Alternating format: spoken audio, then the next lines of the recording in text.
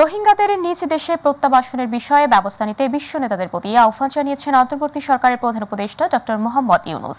তিনি বলেন, বাংলাদেশ তার সর্বোচ্চ সীমায় পৌঁছেছে এবং রোহিঙ্গা প্রত্যাবাসনই সংকট সমাধানের টেকসই সমাধান। রোহিঙ্গা সংকট নিয়ে জাতিসংঘ সদর দপ্তরে উচ্চ পর্যায়ের কর্মকর্তাদের সঙ্গে অনুষ্ঠিত বৈঠকে তিনি এই আহ্বান জানান। নিউ ইয়র্কে মার্কিন প্রেসিডেন্ট জো বাইডেন সহ বিভিন্ন দেশের সরকার প্রধানদের সঙ্গে বৈঠক ও কয়েকটি ইভেন্টেও যোগ দেন ডক্টর ইউনুস। আতিকুর রহমান, তিতাসের রিপোর্ট। জাতিসংঘের ৭৯তম সাধারণ অধিবেশনে যোগ দিতে যুক্তরাষ্ট্রের নিউ ইয়র্কে এসে প্রথম দিনে ব্যস্ত সময় পার করেছেন অন্তর্বর্তী সরকারের প্রধান উপদেষ্টা ডক্টর মোহাম্মদ ইউনুস। প্রথম দিন কয়েকটি শিডিউল বৈঠকে অংশ নেওয়ার পাশাপাশি বিশিষ্ট ব্যক্তি ও বিভিন্ন দেশের শীর্ষ কর্মকর্তাদের সঙ্গে মতবিনিময় করেন তিনি। নিউ ইয়র্কে জাতিসংঘ সদর দপ্তরে দিনের শুরুতেই স্থানীয় সময় সকাল ৮টায় জাতিসংঘ মহাসচিব অ্যান্তোনিও গুতেরেস আয়োজিত সংবর্ধনায় যোগ দেন ডক্টর ইউনুস। সেখানে মরিশাসের প্রেসিডেন্ট পৃথ্বীরাজ সিং রূপনের সঙ্গে সৌজন্য সাক্ষাৎ করেন। এ সময় কুশল বিনিময় সহ বিভিন্ন বিষয়ে আলোচনা করেন তারা। পরে জাতিসংঘে মানবাধিকার বিষয়ক হাই কমিশনার ভলকার তুর্কের সঙ্গে শুভেচ্ছা বিনিময় করেন ডক্টর ইউনুস। এ সময় বাংলাদেশের সাম্প্রতিক বিপ্লবে ছাত্রদের আত্মত্যাগের কথা তুলে ধরেন প্রধান উপদেষ্টা। পরে রোহিঙ্গা সংকট নিয়ে জাতিসংঘ সদর দপ্তরে প্রধান উপদেষ্টা ডক্টর মোহাম্মদ ইউনুসের সঙ্গে উচ্চ পর্যায়ের কর্মকর্তাদের বৈঠক অনুষ্ঠিত হয়। সেখানে তিনি রোহিঙ্গাদের তাদের নিজ দেশে প্রত্যাবাসনের আহ্বান জানান। ডক্টর ইউনুস বলেন, বাংলাদেশ তার সর্বোচ্চ সীমায় পৌঁছেছে এবং রোহিঙ্গা প্রত্যাবাসনই দীর্ঘস্থায়ী সংকটের একমাত্র সমাধান। ডক্টর ইউনুসের সাথে জাতিসংঘের সাধারণ পরিষদের ফাঁকে আইএমএফের ব্যবস্থাপনা পরিচালক ক্রিস্টেলিনা জর্জিভা সাক্ষাৎ করেন। একই সঙ্গে বাংলাদেশের অর্থনৈতিক সংস্কার ও অন্যান্য খাতে আইএমএফ আরও ঋণ দেওয়ার আশ্বাসও দেন তিনি। পরে ইতালির প্রধানমন্ত্রী জর্জিয়া মেলোনির সঙ্গে বৈঠক করেন ডক্টর ইউনুস। এছাড়া তার সাথে সাক্ষাৎ করেন বিশ্বব্যাংকের প্রেসিডেন্ট অজয় বাঙ্গা। এরই মাঝে সাবেক মার্কিন প্রেসিডেন্ট বিল ক্লিন্টনের ক্লিন্টন গ্লোবাল ইনিশিয়েটিভ আয়োজিত অনুষ্ঠানে যোগ দেন ডক্টর ইউনুস। অনুষ্ঠানে গণঅভ্যুত্থানের কথা তুলে ধরেন প্রধান উপদেষ্টা। তিনি জুলাই বিপ্লব চলাকালীন এবং এরপরে বাংলাদেশি শিক্ষার্থীদের আঁকা দেয়ালচিত্রের ছবি সংবলিত দ্য আর্ট অফ ট্রায়াম্ফ শীর্ষক আর্ট বুক বিল ক্লিন্টনকে উপহার দেন। অনুষ্ঠানে ৩ শিক্ষার্থীকে পরিচয় করিয়ে দেন ডক্টর ইউনুস। জানান, তরুণী প্রজন্মের হাত ধরেই জন্ম নিয়েছে নতুন বাংলাদেশ, অকাতরে প্রাণ দিয়েছে ছাত্র জনতা। রাতে মার্কিন যুক্তরাষ্ট্রের প্রেসিডেন্ট জো বাইডেনের সঙ্গে দ্বিপক্ষীয় আলোচনায় বসেন ডক্টর ইউনুস। এ সময় মার্কিন প্রেসিডেন্ট অন্তর্বর্তী সরকারকে অকুণ্ঠ সমর্থনের কথা ব্যক্ত করেন। বৈঠকে মার্কিন প্রেসিডেন্ট যে কোনো সাহায্যে বাংলাদেশ সরকারের পাশে থাকার আশ্বাস দেন। এ সময় প্রেসিডেন্ট বাইডেন বলেন, শিক্ষার্থীরা যদি তাদের দেশের জন্য এতটা ত্যাগ স্বীকার করতে পারে তবে তাদের জন্য দেশের আরও বেশি কিছু করা উচিত। বৈঠকের সময় ডক্টর ইউনুস মার্কিন প্রেসিডেন্টের কাছে জুলাই বিপ্লবের সময় ছাত্র এবং তরুণ শিক্ষার্থীদের আঁকা দেয়ালচিত্রের একটি বই দ্য আর্ট অফ ট্রায়াম্ফের একটি অনুলিপি হস্তান্তর করেন। বৈঠকের বিষয় নিয়ে হোয়াইট হাউসও এক বিবৃতি দিয়েছে। প্রধান উপদেষ্টা meet the friends of Bangladesh নামে একটি উচ্চ পর্যায়ের সাইড ইভেন্টেও যোগ দেন। ২৭ সেপ্টেম্বর জাতিসংঘ সাধারণ পরিষদের সাধারণ আলোচনায় ভাষণ দেবেন প্রধান উপদেষ্টা ডক্টর মোহাম্মদ ইউনুস। আতিকুর রহমান, তিতাস, মাই টিভি।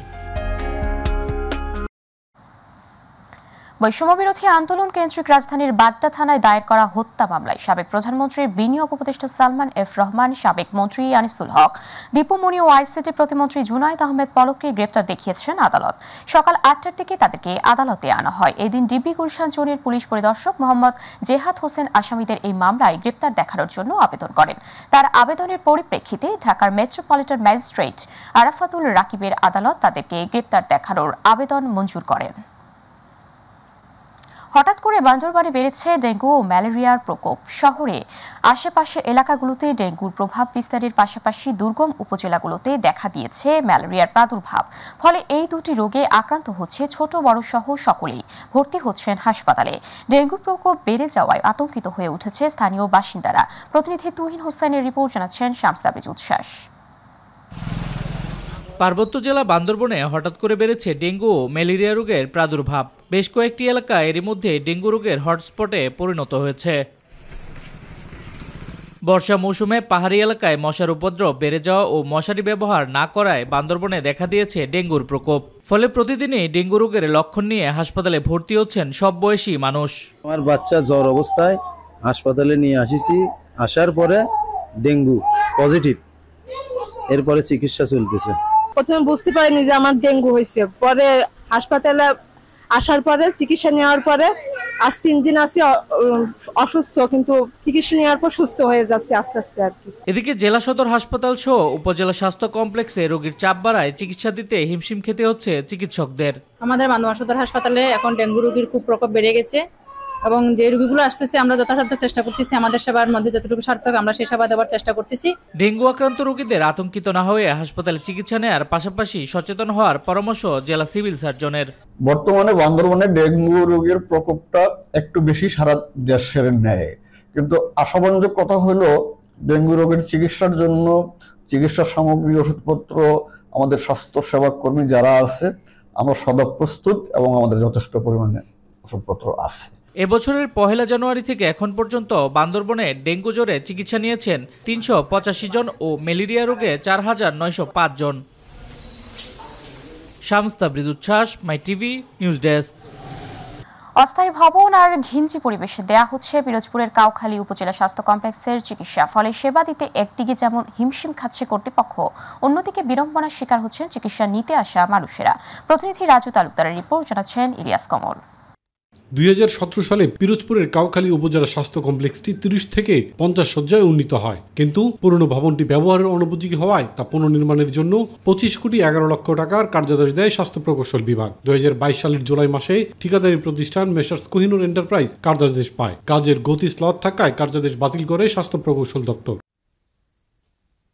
সাময়িক সমস্যা দূর করতে পার্শ্ববর্তী দুটি পরিত্যক্ত ভবন সংস্কার করে চিকিৎসা সেবা দেওয়া শুরু হয়, কিন্তু জায়গা স্বল্পতার কারণে রোগী বসা দূরের কথা, দাঁড়ানোর জায়গাও হয় না। ফলে বিপাকে রোগী, চিকিৎসক সবাই। আমরা দীর্ঘদিন যাবৎ দেখতেছি যে কাউখালী উপজেলা স্বাস্থ্য কমপ্লেক্সের নির্মাণ কাজ শুরু হয়েছে, কিন্তু অদ্যাবধি পর্যন্ত কোনো ঠিকাদার এখন পর্যন্ত এই কাজ শেষ করতে পারে নাই। আমরা হাসপাতালে আসলে আমরা ডাক্তার পাই না, নার্স পাই না, আমাদের একখানে একটু ভর্তি করবে এমন কোনো লোক নাই। হাঁপানি, কাশি, ডায়রিয়া, ডেঙ্গু এই একসাথে থাকে, এই অবস্থা। নানান রকমের অসুবিধা, এখানে সেবা দেওয়া আসলেই খুব কষ্টকর। পুরনো ভবনের কারণে স্বাস্থ্য ঝুঁকির পাশাপাশি রয়েছে মৃত্যু ঝুঁকিও। ভবন নির্মাণ বিষয়ক মামলা দ্রুত নিষ্পত্তি হলে সেবার মান ও গতি আরও বাড়বে বলে মনে করেন চিকিৎসকরা। ভবনের পাশাপাশি ডাক্তার সংখ্যাও খুবই কম। 14 জন ডাক্তারের বিরুদ্ধে মাত্র 3 জন মেডিকেল অফিসার বর্তমানে কর্মরত রয়েছেন। দেখা যায় যে কোনো একজন মেডিকেল অফিসার যদি কোনো প্রশিক্ষণে থাকে তার মাত্র 2 জন ডাক্তারকে আমাকে হাসপাতাল চালাতে হচ্ছে। আইনি জটিলতা কাটিয়ে নতুন টেন্ডারের মাধ্যমে ভবন নির্মাণ শুরু হলে এই সংকট পুরোপুরি থাকবে না বলে মনে করেন সিভিল সার্জন।